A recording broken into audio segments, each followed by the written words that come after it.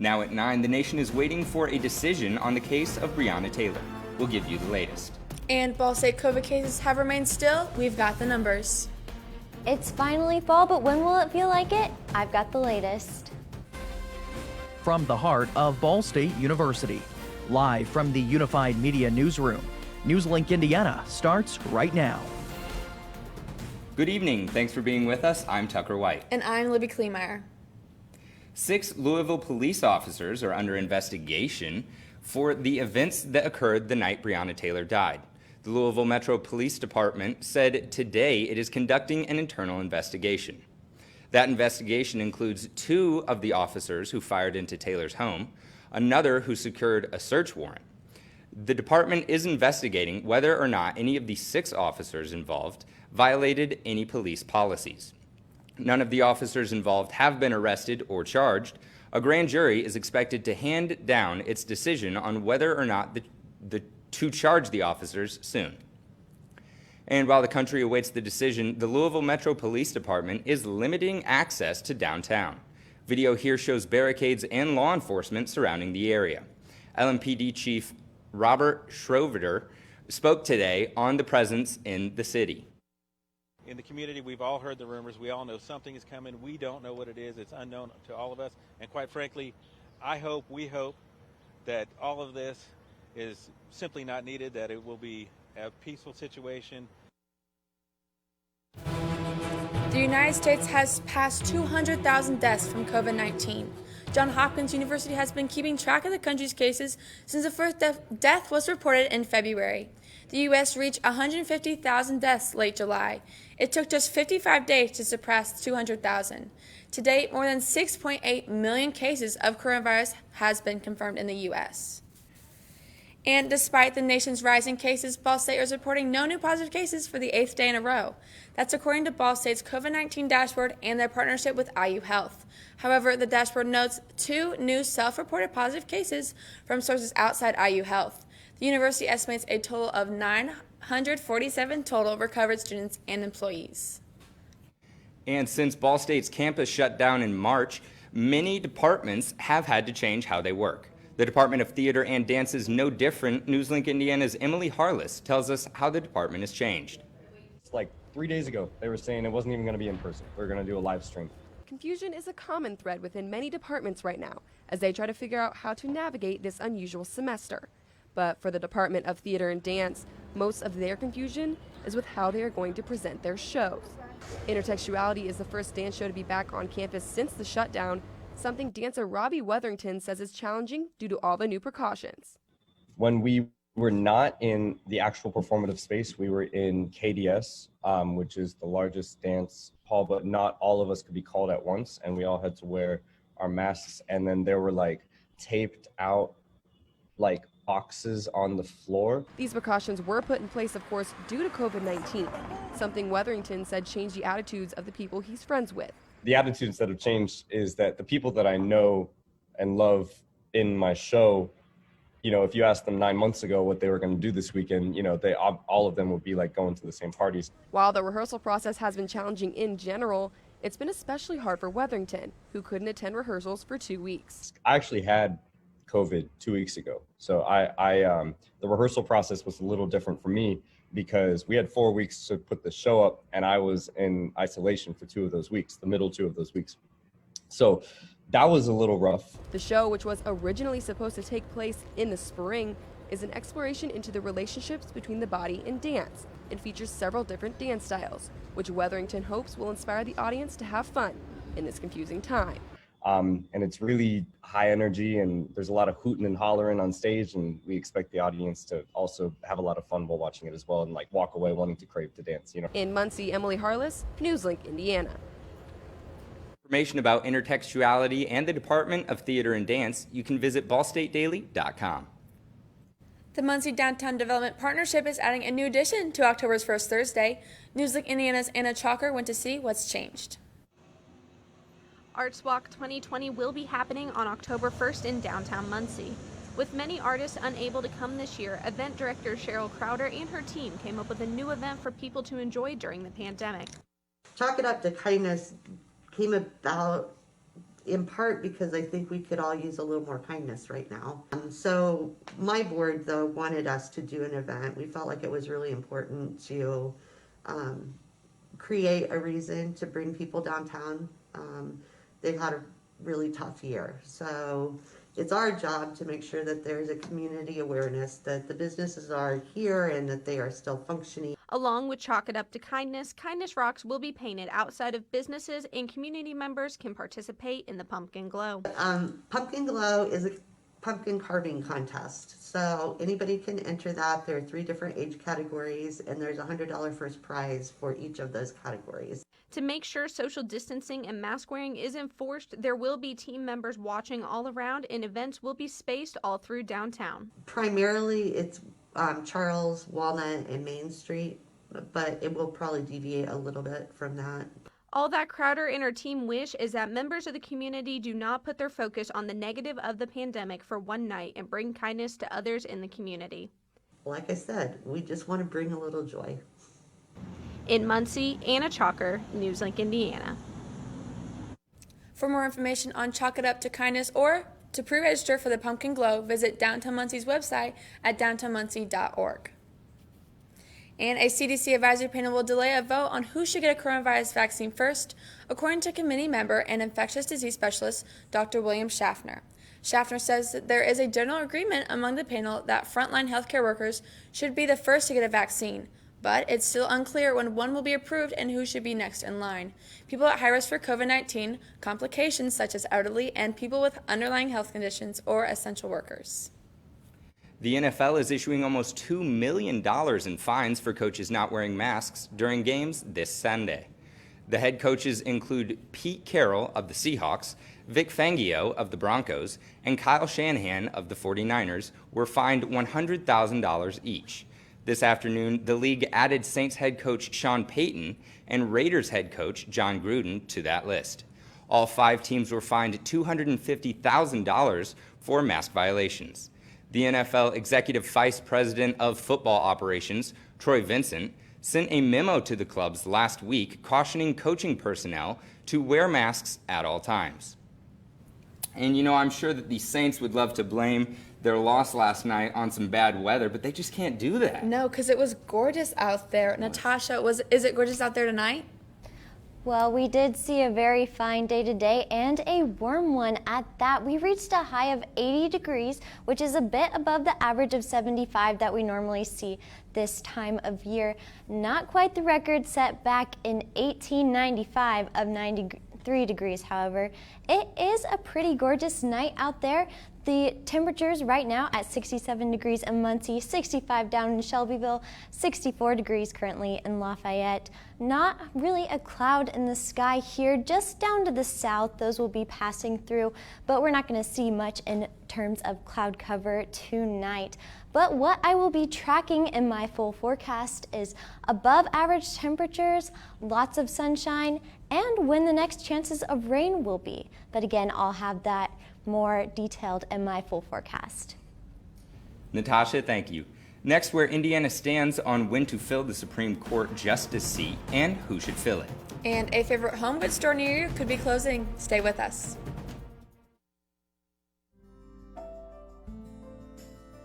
Riding the bus is an easy thing to do. Last year, we carried 60,000 riders from the Ball State area. 50,000 of those were students.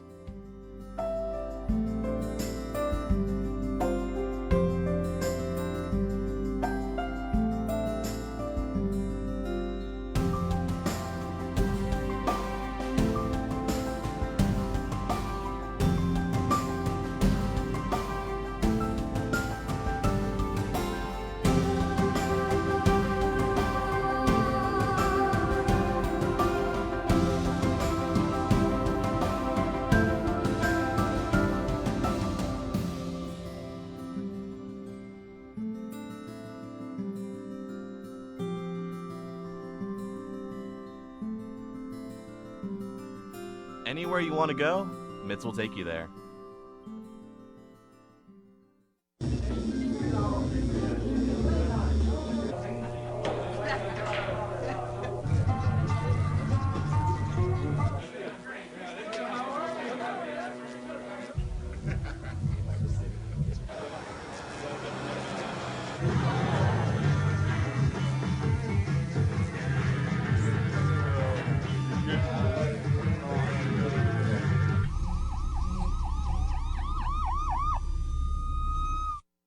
So, I just moved in with this family, and it's embarrassing.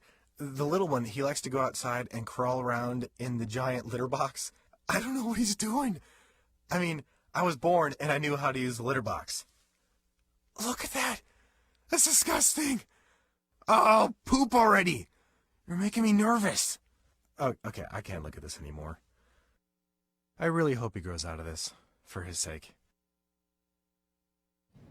Welcome back. Indiana Senator Mike Braun says he's on board with the Senate taking a confirmation vote for a nominee to replace Supreme Court Justice Ruth Bader Ginsburg before the November election.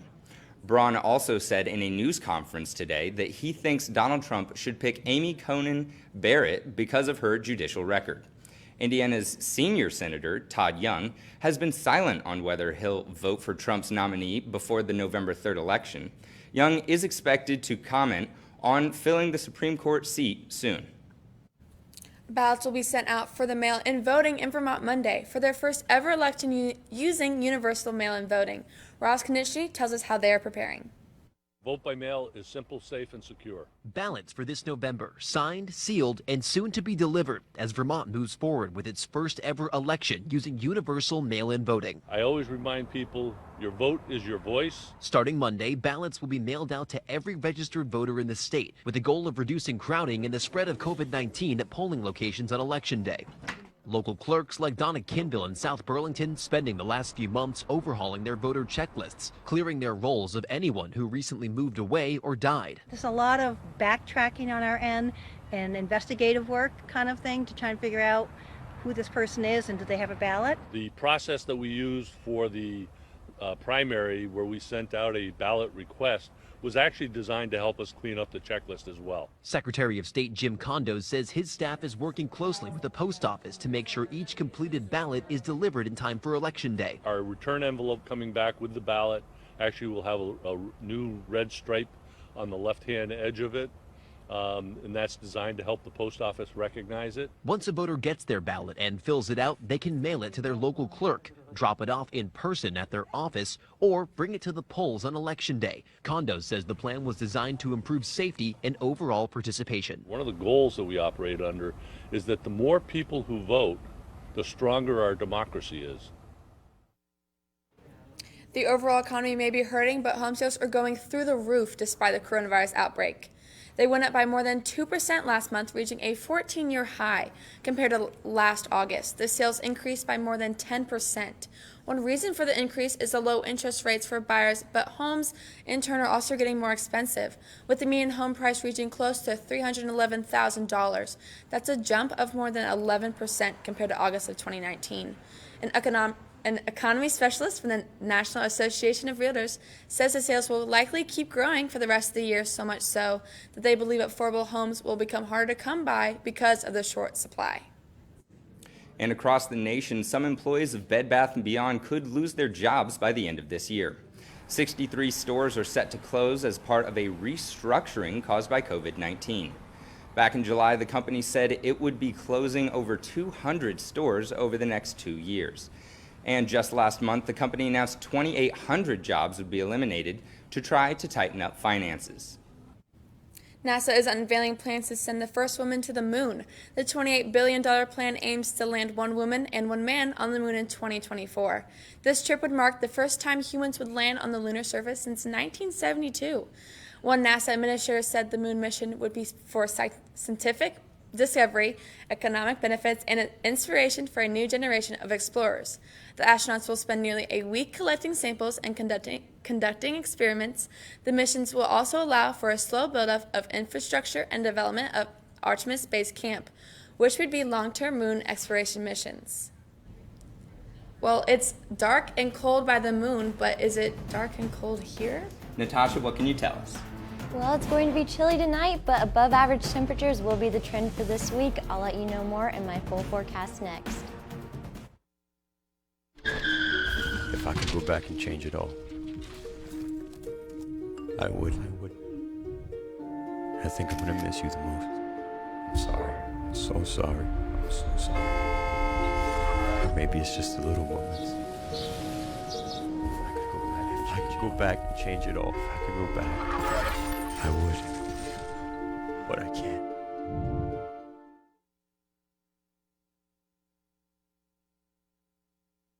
Today I'm going to talk to you about physics. Come on in, girls. Let's go. This is the first rocket to get humans to Mars. Really tall. I'm a rocket structural engineer, designing and building parts of the rocket. You are the generation that will be stepping foot on Mars. Do I have a group of astronauts on my hands?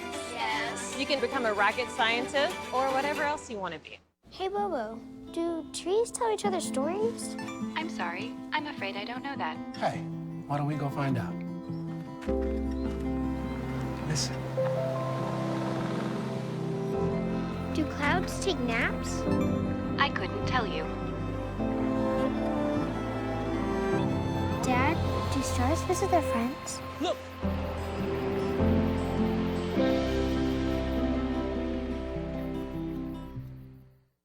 One in 3 adults has pre-diabetes. That means it could be you, your favorite brother, your other brother, Yes. you, your football buddy, your football buddy, you, your plumber, Breathe right into your foot. your plumber's masseuse, Yes.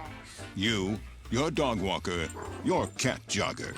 With early diagnosis, pre-diabetes can be reversed. Take the risk test at doihaveprediabetes.org. Welcome back. The time is 9:16 and you're looking at the live look at the campus. Natasha, how does it feel out there?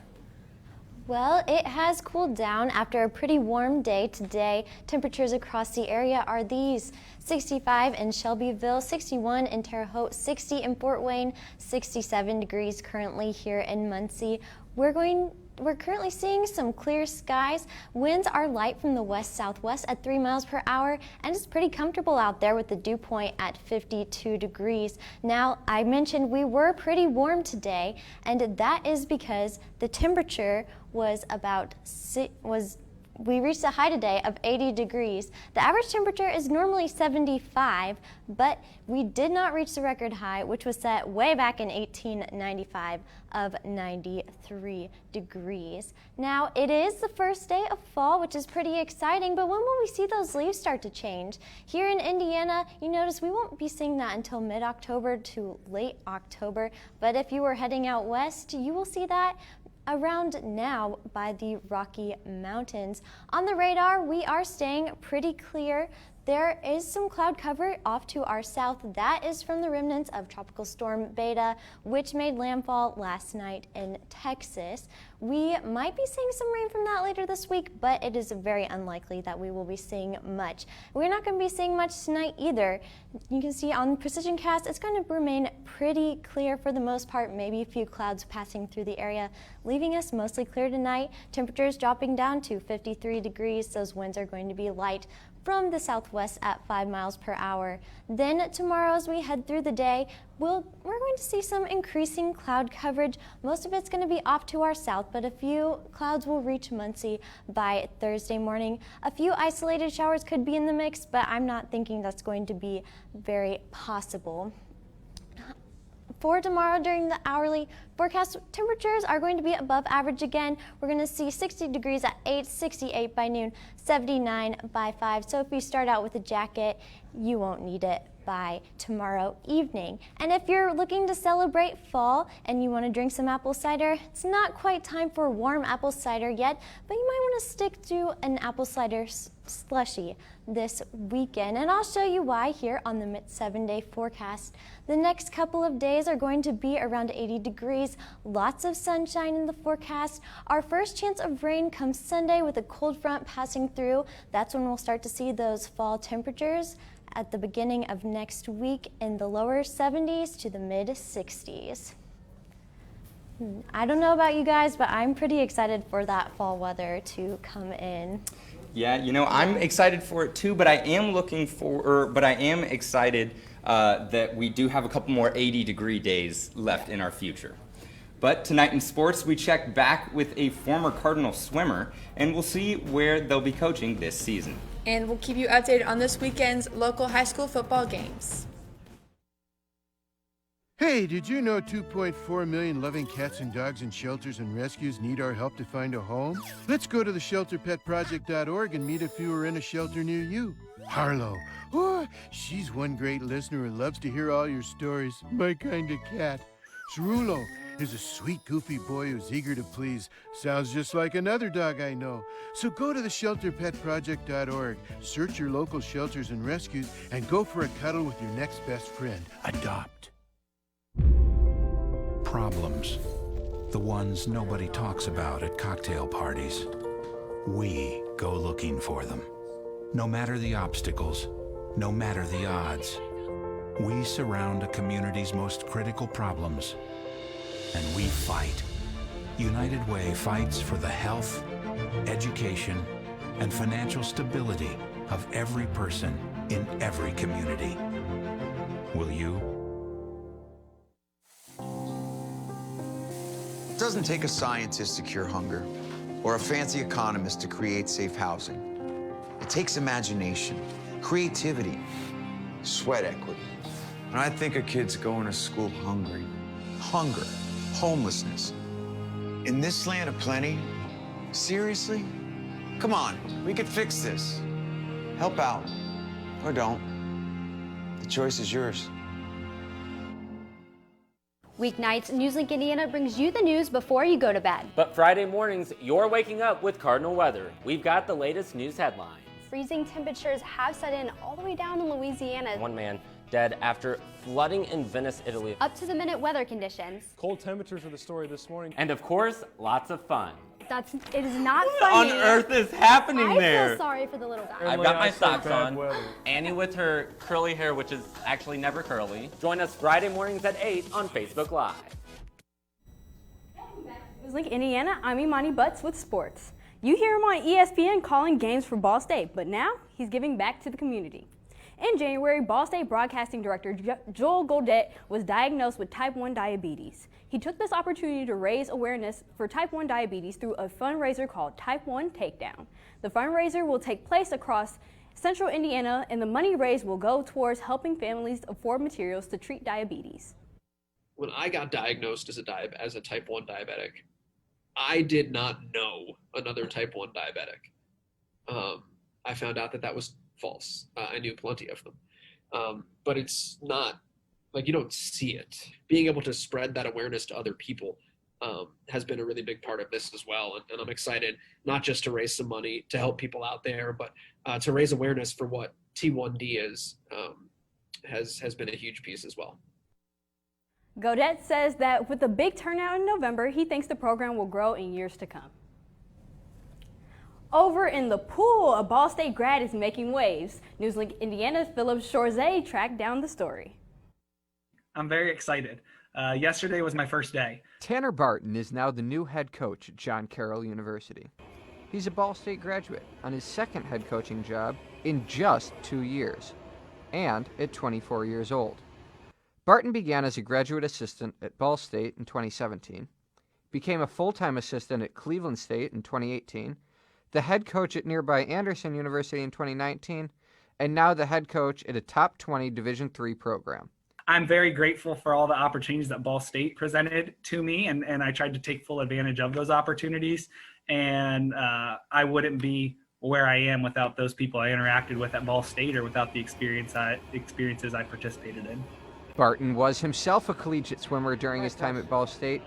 He uses these experiences to help fuel his coaching philosophy.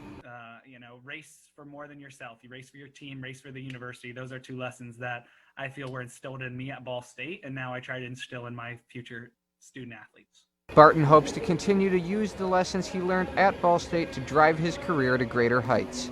In Muncie, Philip Chorzay, NewsLink Indiana. Barton isn't sure if they'll be able to compete this season, but he's hopeful they can come back soon. And finally, tonight on NewsLink Indiana has the updated high school football schedule for this week. Starting off with our 7 o'clock slate of games, we have Blackford facing Elwood at home. Then Westdale Warriors hosting the Golden Bears of Monroe Central. Next, we head over to Muncie Central after their COVID positive case, canceling their game against Lafayette Harrison. And then in the 7:30 slate, Delta travels to Newcastle to face the Trojans. Finally, rounding off the night, the Yorktown Tigers are facing Shelbyville at home. So, Tucker, Libby, we have a really big game coming up this week, Delta versus Newcastle. Delta had a really big 3-game streak, but they lost to Mount Vernon, which is #1 in the state for 4A. What do you think is going to happen in this upcoming game? I think they'll definitely pull off, and they'll definitely show them up, I guess. Yeah, I agree with Libby on this one. Mm-hmm. Yeah. Well, Amani, thank you so much. A very popular show featuring one of the most liked little guys is returning. And a new set of emojis is set to release on iOS. Stay with us.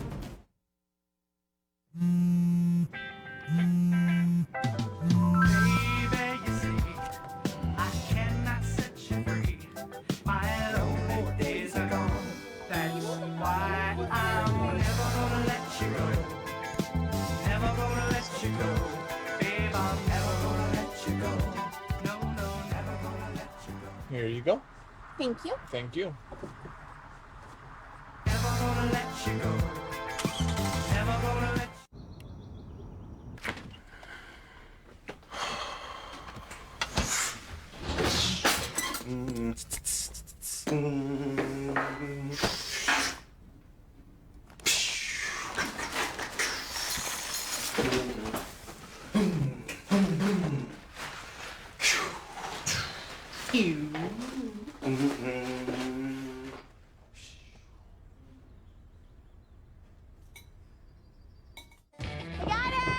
Hi.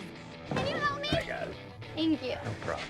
Just like the rules to surviving Zombieland, there are steps you can take to be prepared for an emergency. It's the right thing to do. Talk with your family to make a plan. Look for safe areas to meet up if separated. And stock up on supplies. It's never too early to get prepared. So start now. Right now? Right now. You can't predict emergencies, but you can be ready. You're welcome, America. Visit ready.gov today to learn more. Jordan knows he shouldn't eat this entire bowl of nachos, but tonight he's earned that right. Because a few hours ago, in the middle of happy hour, he recognized a sign. Not from the gods or a bolt of lightning, but from a double heart, a kissy face, and a fourth ha in ha ha ha. That's when Jordan knew he was buzzed. So when it was time to go, he got a ride home instead of driving. Be a legend like Jordan. Recognize your buzzed warning signs and get a ride home. Buzz driving is drunk driving. Welcome back. Time to take a look at what's trending. Joining us now in the newsroom is NewsLink Indiana's Brianna Morton. Brianna, what do you have for us? Good evening, guys. If you love Baby Yoda and all things Mandalorian, you're going to love Mondays. The second season premieres Friday, October 30th, but starting Monday the 26th, you'll have Mando Mondays to look forward to. That's when Disney and Lucasfilms will debut new merchandise. Everything from toys and collectibles to clothes, books, and comics. The new stuff will drop on MandoMondays.com every Monday for 9 weeks. But as a little preview, you can pre-order some things starting this Monday afternoon. Get ready for some new emojis. The Unicode Consortium announced it is releasing more than 200 animated figures. They include a bandaged heart and a heart surrounded by flames, which can either refer to heartbreak or heartburn. The nonprofit Unicode Consortium is originally said it didn't plan to release new emojis in the 2021 due to the pandemic. The updated emojis are expected to be available for your cell phone sometime between January and October of next year. A full emoji 14.0 is scheduled to be released in 2022. That's all for trending news. Back to you guys. Thank you, Brianna. Now, Natasha, could we get one last look at that weather? Well, for the rest of the work week, we're going to be seeing above average temperatures and lots of sunshine. Our next chance of rain comes Sunday evening, and we'll start to cool off by next week. That's all tonight for NewsLink Indiana. Be sure to join us again tomorrow night at 9, streaming live on the NewsLink Indiana Facebook page. And for news anytime, anywhere, go to ballstatedaily.com. Have a great night.